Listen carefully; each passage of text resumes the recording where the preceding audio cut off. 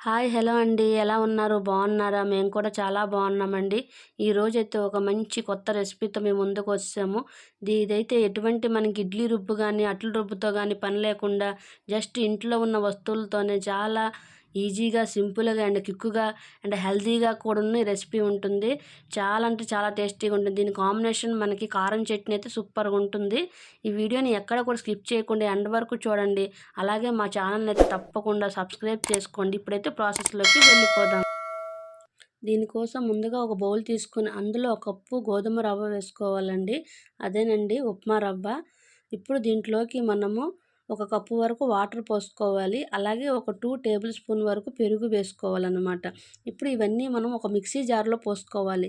నేనైతే already mixie జార్‌లోకి ఈ గోధుమ నూక అండ్ పెరుగు అండ్ వాటర్ పోసుకున్నాను. ఇప్పుడు ఇందులోకి ఒక టేబుల్ స్పూన్ వరకు పంచదార వేసుకొని మనము స్మూత్‌గా గ్రైండ్ చేసుకోవాలండి. ఈ గ్రైండ్ చేసుకున్న ఈ మిశ్రమాన్ని మనము ఒక బౌల్‌లోకి తీసుకోవాలి. బౌల్‌లోకి తీసుకొని హ్మ్, మిక్సీ గిన్నెకి అంటి ఉన్న మొత్తం గూడా కొంచెం వాటర్ పోసుకొని దాన్ని కూడా మనము దీంట్లో వంపుకోవాలి.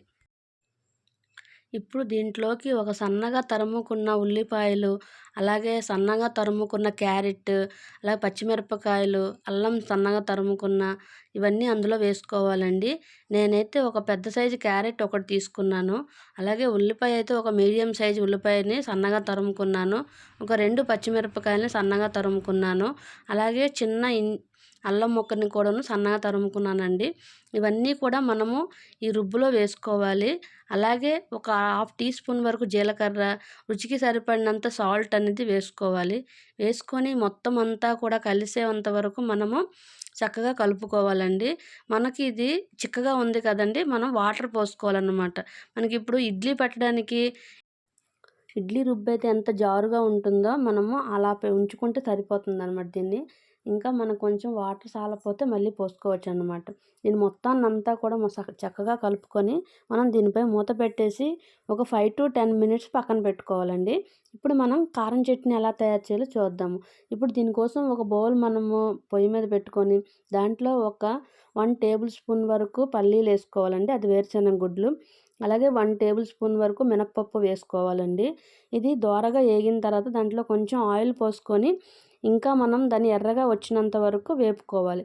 ఇప్పుడు దీంట్లోకి ఒక హాఫ్ టేబుల్ స్పూన్ వరకు జీలకర్ర వేసుకోవాలి. అలాగే ఒక 4 వెల్లుల్లి రెబ్బలు, మన కారానికి సరిపడినంత మిరపకాయలు వేసుకోవచ్చండి. నేను పచ్చిమిరపకాయలు తీసుకున్నాను. దీని ప్లేస్‌లో మనము ఎండుమిరపకాయలు కూడా తీసుకోవచ్చనమాట. ఇప్పుడు దీంట్లోకి మనము టమాటా వేసుకోవాలి. కారం కొంచెం ఎక్కువే వేసుకోవాలండి మిరపకాయలు. అప్పుడే కదా మనకి కారం కారంగా టేస్ట్‌గా ఉంటుందనమాట.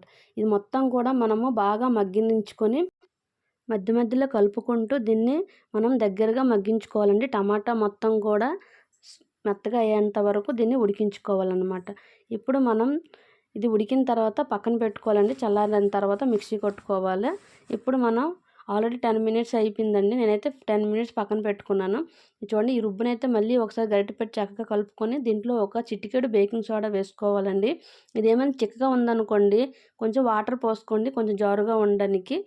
ఇప్పుడు దీంట్లో మళ్ళీ ఒకసారి బేకింగ్ సోడా వేసుకొని చక్కగా కలుపుకొని ఇప్పుడు మనం కుడుం పాత్ర తీసుకోవాలండి. కుడుం పాత్ర తీసుకొని దీనికి నెయ్యి పోసుకొని చక్కగా మొత్తం అంతా స్ప్రెడ్ చేసుకొని కలుపుకోవాలన్నమాట.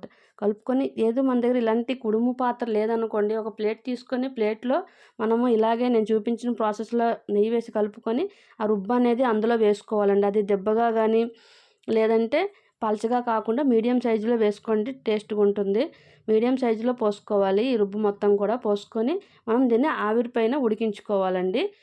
ఆవిరి పైన ఉడికించుకుంటే నేనైతే కుడుం పాత్ర తీసుకున్నాను. మీ దగ్గర కుడుం లేదనుకోండి ప్లేట్‌లో ఈ రుబ్బు వేసుకొని మనం ఏదైనా ఆ ప్లేట్ పెట్టే గిన్నె లోపల వాటర్ పోసుకొని దాంట్లో ఈ ప్లేట్ అనేది పెట్టేసి మూత పెట్టేసుకుంటే ఉడికిపోతుంది. ఒక 5 మినిట్స్‌లో మనకి 5-6 మినిట్స్‌లో ఉడికిపోతుందండి ఇది. ఎక్కువ టైం కూడా తీసుకోదు ఉడకడానికి.